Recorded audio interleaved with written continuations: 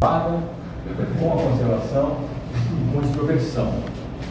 Embora a gente necessite também de parceiros para que a pesquisa seja efetivamente ampliada, e que também a gente possa fazer a nossa extroversão em outros locais, né, e de outras formas.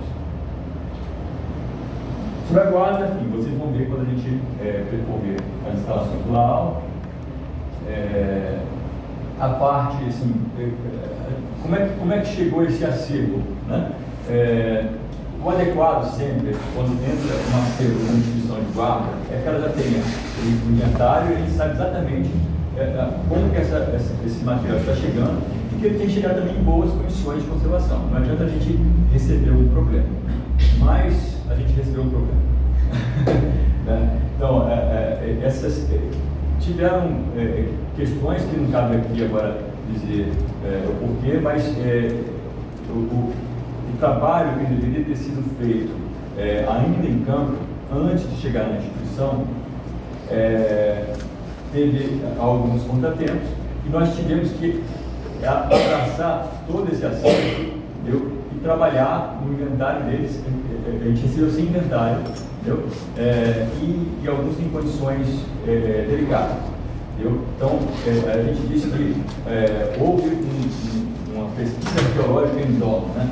Dentro dos galpões do LAO, onde a pesquisa de campo ela foi continuada, então, montes que foram removidos por conta da agilidade da obra, né? Que não puderam ser tratados em campo, que a gente tratou dentro do LAO. Então, eram montes de terra, eram cerca de 40 caminhões. Esse trabalho foi feito pelo IAB, que é o Instituto de Arqueologia Brasileira, né? E esse aqui é o professor Neymar, nesse hercúleo trabalho, né, de fazer, né, o que deveria ter sido feito em campo, né? E para que esse material já chegasse adequado para nós. Não foi assim, então a gente teve que proceder. E aqui é mais ou menos um percentual, né, da tipologia do acervo que foi resgatado, entendeu? E proporcionalmente do todo do acervo, né? Então, a maioria do material sempre é um material cerâmico. Depois disso, quando a gente estiver percorrendo, vocês conhecerem na nossa exposição, o Henrique pode falar melhor sobre isso, mas a maioria é material cerâmico, ósseo, vidro, lítico, né? É um material que mais se preserva também. Materiais orgânicos, né, embaixo da terra, mudando, umidade, costumam ser mais difíceis de ser encontrados porque eles se deterioram, embora a gente tenha bastante material.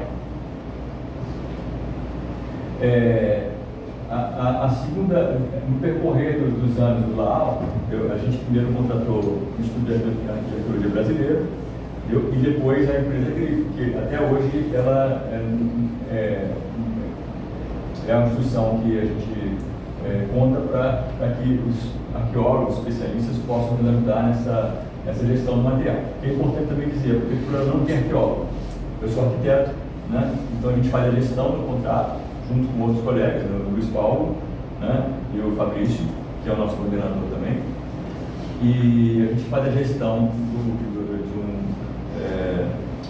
de um contrato, né, de uma empresa de arqueologia. Como eu falei, a gente tem sempre trabalhado, né, com instituições científicas. Esse acervo todo, ele vem de pesquisas arqueológicas, são pesquisas científicas que são relacionadas, né, das escavações, do navio, por exemplo, entre outras. E a extroversão, a gente também desde o início, a gente vem trabalhando, né, para colocar para o público, né, esses achados, de forma que esse debate ele possa acontecer e as pessoas possam conhecer também. Vou mostrar aqui, essa é uma exposição que foi feita em 2016 com a vinda do professor Daniel Chavzon, né, que é da Unesco, né, um pouco antes desse patrimônio ser declarado patrimônio mundial, foi em 2016.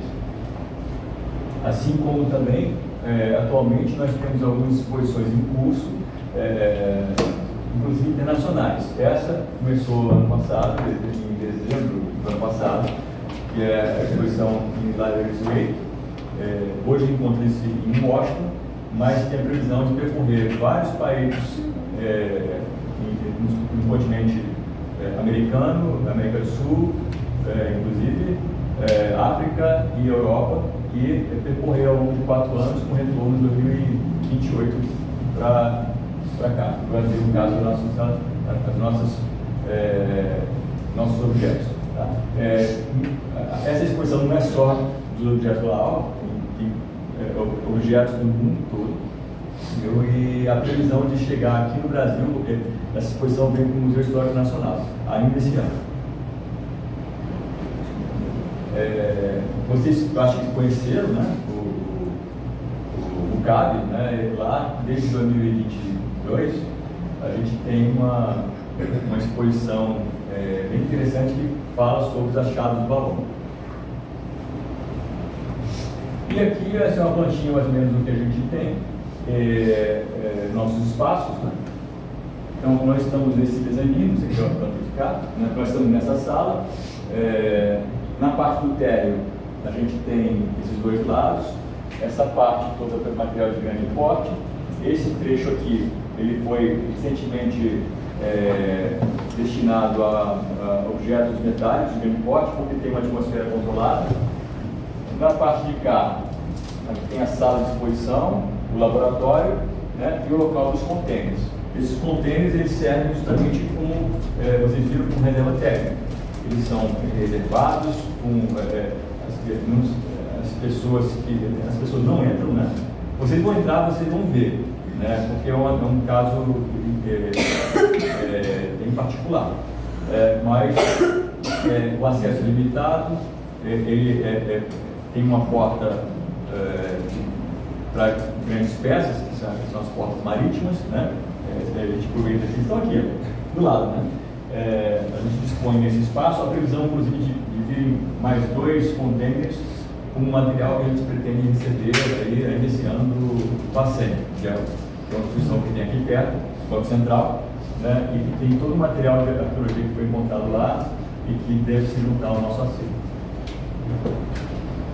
Então, enquanto a apresentação aqui nessa sala foi essa apresentação, eu vou convidar vocês então a gente percorrer para vocês conhecerem o espaço propriamente. Então, alguma pergunta?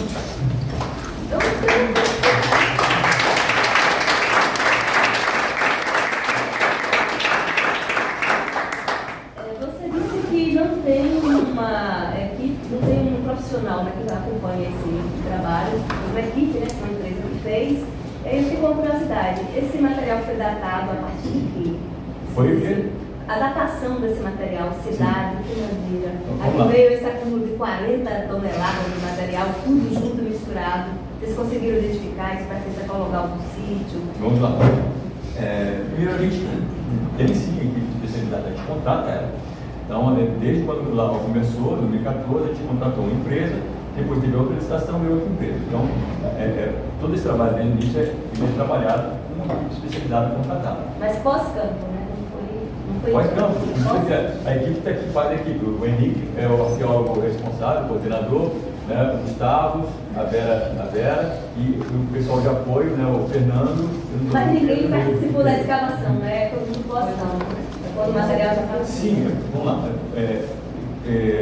O trabalho de pesquisa de campo é feito por uma equipe contratada, que já encerrou suas atividades, e após esse resgate feito por essa equipe, esse material encontrado, ele entra na instituição de guarda de pesquisa. Mas é bruto, né? Não. O correto é ele vir inventariado, tratado, limpinho, com lista de inventário, toma, mas não foi isso que aconteceu. Houve um problema no campo, né? E a prefeitura assumiu parte desse trabalho muito complicado, muito difícil e muito demorado, que foi como eu falei, né? Esses 40 toneladas, não, 40 caminhões, muito mais do que 40 toneladas.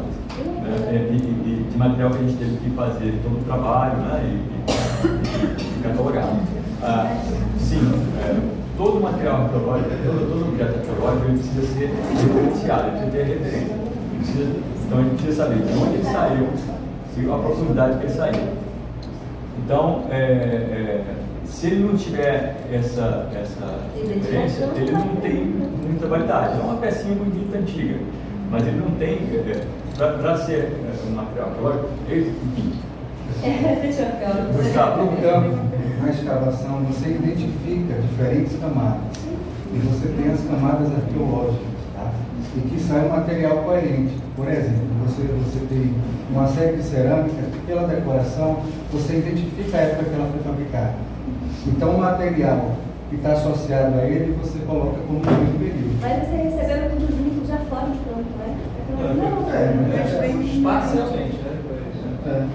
Esses quadrilhados, mas vem tudo fichado no relatório. Mas existe alguma identificação. A gente, só para concluir, você fala datar. É diferente de uma peça museológica, que às vezes você sabe de onde veio, até onde foi fabricada, quem é o nome. Debaixo da terra você não sabe. Então, assim, você encontra uma conta ou um búzio. Essa conta veio da África, ou ela veio de Veneza, ou ela pertencia a quem? Isso, o contexto ele pode contar alguma coisa, mas sempre é uma dúvida, né? E vocês vão ver na apresentação que a gente vai fazer nossa, né, que a gente supõe algumas questões, né, a partir do objeto, mas sempre é uma dúvida, né? Quanto mais estudos e mais peças a gente encaixa nesse né, mais tendendo a uma certeza, entre aspas, né, a gente chega, mas sempre vai ter uma questão aí de que ela não vem com essa história, né, muito para a peça. Foi não? Quem que deu o endosso institucional ou quais instituições deram o endosso institucional? Existem as IGPs, né, várias IGPs no Brasil inteiro, né, essas IGPs elas estão, quem capacita ela a receber esse material é o CNA em Brasília, vinculado ao IPAM, e a partir assim, de uma pesquisa, um arqueólogo quer fazer uma pesquisa, então ele precisa de um endosso institucional para poder começar a pesquisa, porque senão ele vai tirar, depois ela não tem onde botar. Então, assim, para que ele possa começar a pesquisa, ele tem que dizer, olha, eu vou guardar no IGP tal, né? Que o próprio arqueólogo pode ter a sua, como o Giovanni, que a gente contratou, ele tem a IGP dele também, lá em Mendes, né? Ou ele pode ser um arqueólogo que, enfim, é autônomo, né? Que está fazendo algum trabalho e que necessita de um IGP de outra instituição. Aí eu não sei se tem algum complemento. Mas o LAU que deu o endosso? Está perguntando no caso aqui. O que tem? Desculpa. O LAU deu o endosso? Não, lá não existia. Então, é isso que eu estou perguntando. Na época, para autorizar... Assim, a prefeitura assumiu, né, junto ao IPAM, receber esse material. Aí, assim, qual? Não, eu assumo. Como é uma instituição, não é uma pessoa física, né? É uma prefeitura, então assim, a prefeitura... Então, com isso, era uma questão também emergencial, um interesse muito grande a nível nacional, né? Então, permitiu-se, na ocasião, eu não sei se a Cristina pode estar em complementar. Não, era só que a prefeitura deu o endosso institucional, está escrito no documento. E depois ela ia arcar com o trabalho assim. Já existia, na verdade, o LAAU, a previsão de um LAAU, não foi em 2014, nem foi a partir do endosso institucional. Existia, há uns 20 anos atrás, uma ideia de ter, dentro do RPH, né, que é o órgão do patrimônio da prefeitura, ter um local destinado a esse material arqueológico, que já estava sendo, tinha já um material guardado, pouco material, entendeu? Mas num depósito. Mas assim, a necessidade da gente fazer realmente, efetivamente, né, a pesquisa, a guarda, a conservação, a exposição, isso surgiu depois. Inclusive, a própria normativa de 2016, recente. Mas vocês dão um endosso institucional para outras escavações ou não? Vocês estão circunscritos à guarda do material que já está aqui? Olha, assim, isso a gente nunca fez, porque nós também somos uma instituição recente, já houveram até pessoas perguntando, mas hoje a gente não tem muito tempo que a gente conseguiu fazer com que nossas instalações elas sejam instalações mais consolidadas, digamos assim. Hoje eu posso dizer que é uma instalação muito boa, mas hoje eu teria que estudar o caso, né? Por exemplo, se for uma obra da prefeitura, sem dúvida, né? A prefeitura está fazendo um outro, né? Grande, que necessita, e a gente pode guardar, porque isso conta a história da cidade do Rio de Janeiro. Ou está dentro da pequena África, que é um acervo que vai sair dali, que vai ter relação com o acervo que a gente guarda aqui, também é uma possibilidade. Mas tudo isso a gente tem que parar e estudar casa a casa. Mas nós sempre, porém, estamos falando do IFAM, né? É o IFAM que... na verdade, assim, o arqueólogo, ele diz qual é a instituição de guarda e o IFAM, o CNA, ratifica, tá, concorda ou não concorda. Porque às vezes a própria IGP, ela não está podendo receber por algum problema circunstancial, comentando, ela pode não estar podendo receber. Então, o CNA, o IFAM-CNA, né, é que vai dizer se pode ou se não pode. Né?